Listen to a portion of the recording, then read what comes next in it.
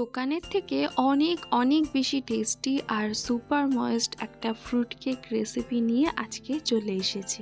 চলো দেখি। হাই সবাইকে, আজকে আমি তোমাদের একদম ঘরোয়া পদ্ধতিতে কেক বানিয়ে দেখাবো। কোনো রকমের মেজারমেন্ট কাপ বা বাইরের থেকে কোনো জিনিস কিচ্ছু লাগবে না, ঘরে যেটাই থাকে সেটা দিয়েই তোমরা বানিয়ে নিতে পারবে খুব সুন্দর একটা কেক। তো দেখতে থাকো কিভাবে বানাচ্ছি। আর এই যে কাপটা রয়েছে, এই কাপটা আমার মনে হয় সবার বাড়িতেই থাকে। তো এই কাপটা দিয়েই আজকে পুরো কেকটা বানাবো। অনেকেই কেক বানাতে পারো, অনেকে হয়তো চেষ্টা করছো বানানোর কিন্তু পারছো না।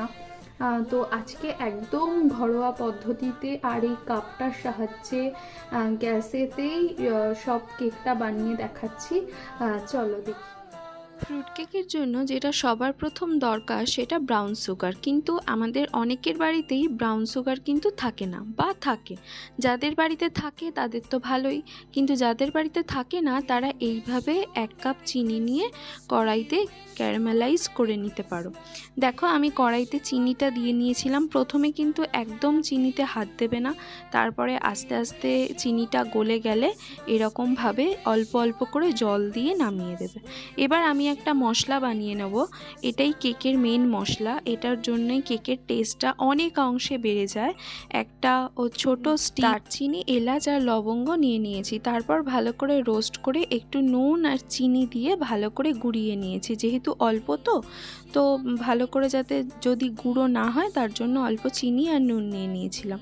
আর দেখো এবারে এই কাপের একদম ভর্তি ভর্তি 1 কাপ আর তার থেকে আর একটু বেশি ময়দা নিয়ে নিয়েছি, আর 2 চামচ এরকম বড় চামচের গুঁড়ো দুধ, আর এই যে চামচের মেজারমেন্টটা দেখছো এরকম বেকিং পাউডার, আর তার থেকে আরেকটু কম বেকিং সোডা নিয়ে নিয়েছি। আর যে মশলাটা গুঁড়ো করে নিয়েছিলাম সেটাও নিয়ে ভালো করে এবার টেলে নেব। এই মশলাটা কিন্তু এখন ভালো করে টেলে নিতে হবে, তার কারণ এর মধ্যে এই যে জিনিসগুলো রয়েছে এগুলো নয়তো চলে যাবে। এবার ভালো করে মিশিয়ে নিয়ে সাইডে রেখে দেব। আর অন্যদিকে ছোট প্যানে নিয়ে নেব বাটারটা গলানোর জন্য। এই যে বড় চামচটা ব্যবহার করেছি এই চামচেরই অর্ধেকের একটু বেশি করে বাটার নিয়ে নিয়েছি গলানোর জন্য। গলিয়ে কিন্তু ঠান্ডা করে নিতে হবে। আর ওই যে চিনির সিরাপটা বানিয়ে রেখেছিলাম তার মধ্যে এই বাটারটাকে দিয়ে ভালো করে মিশিয়ে নিতে হবে, যাতে একটুও গরম আর না থাকে। দেখো এটা কিন্তু কি সুন্দর যে দেখতে হয়ে গেছে, পুরোই ক্যারামেল হয়ে গেছে। এবার যে শুকনো উপকরণগুলো পাশে রেখে দিয়েছিলাম সেগুলোর সাথে এই ক্যারামেলটাকে খুব ভালোভাবে ভালো হাতে মিশিয়ে নিতে হবে।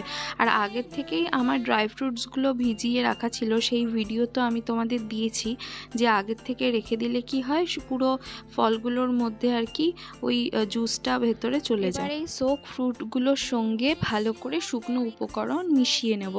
এখন এই জায়গাটায় খুব শুকনো লাগছে বলে আমি 2 চামচ কি 3 চামচ দুধের ব্যবহার করেছি।